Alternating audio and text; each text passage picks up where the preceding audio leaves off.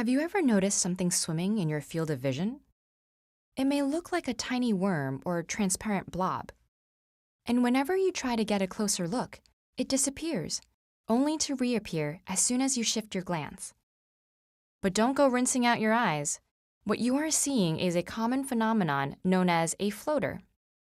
The scientific name for these objects is muscae volitantes, Latin for flying flies, and true to their name, they can be somewhat annoying.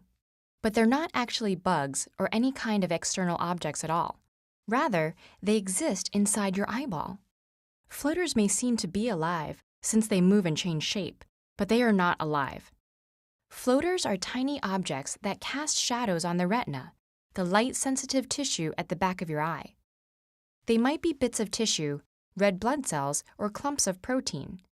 And because they're suspended within the vitreous humor, the gel-like liquid that fills the inside of your eye, floaters drift along with your eye movements and seem to bounce a little when your eye stops.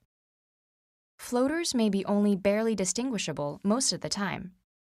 They become more visible the closer they are to the retina, just as holding your hand closer to a table with an overhead light will result in a more sharply defined shadow. And floaters are particularly noticeable when you are looking at a uniform bright surface, like a blank computer screen, snow, or a clear sky, where the consistency of the background makes them easier to distinguish. The brighter the light is, the more your pupil contracts. This has an effect similar to replacing a large diffuse light fixture with a single overhead light bulb, which also makes the shadow appear clearer. There is another visual phenomenon that looks similar to floaters, but is in fact unrelated.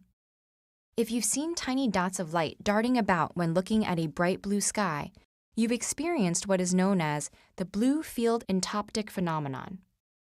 In some ways, this is the opposite of seeing floaters. Here, you are not seeing shadows, but little moving windows letting light through to your retina.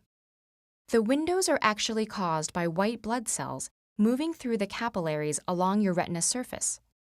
These leukocytes can be so large that they nearly fill a capillary, causing a plasma space to open up in front of them. Because the space and the white blood cells are both more transparent to blue light than the red blood cells normally present in capillaries, we see a moving dot of light wherever this happens, following the paths of your capillaries and moving in time with your pulse. Under ideal viewing conditions, you might even see what looks like a dark tail following the dot. This is the red blood cells that have bunched up behind the leukocyte. Some science museums have an exhibit which consists of a screen of blue light, allowing you to see these blue sky sprites much more clearly than you normally would. While everybody's eyes experience these sort of effects, the number and type vary greatly. In the case of floaters, they often go unnoticed as our brain learns to ignore them. However, abnormally numerous or large floaters that interfere with vision may be a sign of a more serious condition, requiring immediate medical treatment. But the majority of the time, entoptic phenomena, such as floaters and blue sky sprites, are just a gentle reminder that what we think we see depends just as much on our biology and minds as it does on the external world.